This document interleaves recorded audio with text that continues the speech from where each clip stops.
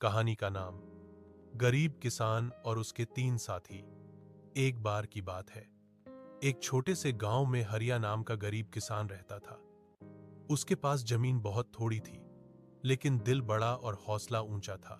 हरिया के पास 3 साथी थे। एक गधा जिसका नाम था हीरू, एक कुत्ता जिसका नाम था शेरू और एक बंदर जिसका नाम था चंपू। तीनों ही उसके अपने परिवार जैसे थे। हरिया उनसे बात करता, उन्हें खिलाता और उनके साथ ही दिन रात खेतों में मेहनत करता था। गधा हीरू मेहनत की मिसाल। हर सुबह जब सूरज उगता, सबसे पहले हीरू उठता। वो बोरे में बीज, खाद और औजार लेकर खेत तक जाता। कभी धूप में, कभी बरसात में, कभी बिना खाए हीरू हमेशा मेहनत करता, बिना एक शिकायत के।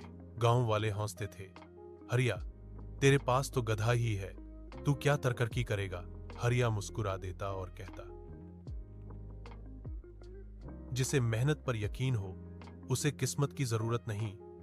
कुत्ता शेरू वफादारी का प्रतीक। रात होते ही शेरू खेत की रखवाली करने पहुंच जाता। जब सब सो जाते, वो पूरी रात खेत की चौकीदारी करता। कई बार चोरी करने वाले खेत में घुसने की कोशिश करते, पर शेरू अपनी जान पर खेलकर उन्हें भगा देता। हरिया उसे प्यार से गले लगाता और कहता, शेरू, अगर तेरी वफादारी न होती तो मेरा खेत कब का लुट गया होता। शेरू के कारण गांव के दूसरे लोग भी अपने जानवरों की कद्र करने लगे। वो समझ गए कि सच्चा साथी अमीरी में नहीं, वफादारी में होता है। बंदर चंपू समझदारी और जुगाड़ का राजा। चंपू बहुत चालाक और नटखट था। वो हरिया की हर परेशानी का हल ढूंढ लेता। कभी खेत में कौवे बीज चुरा लेते तो वो पेड़ पर चढ़कर डंडे हिलाता। कभी बारिश में कपड़े ढोंक देता। कई बार तो वो गांव के बच्चों को हंसाकर उनके घर से कुछ खाना भी ले आता। हरिया कहता, मेहनत और वफादारी के साथ अगर थोड़ी समझदारी मिल जाए तो कोई मुसीबत बड़ी नहीं रहती। दोज मुसीबत का वक्त। एक साल गांव में भयंकर सूखा पड़ गया। न खेत में पानी था, न कुएं में। गांव वाले बोले, अब खेती का कोई मतलब नहीं, चलो शहर चलते हैं। पर हरिया ने हार नहीं मानी।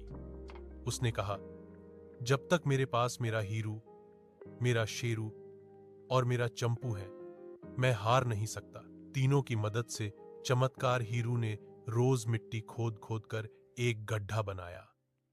शेरू ने रात में रखवाली की ताकि कोई नुकसान न करे, और चंपू ने पेड़ों से लटक कर बर्तन में पानी भरना शुरू किया।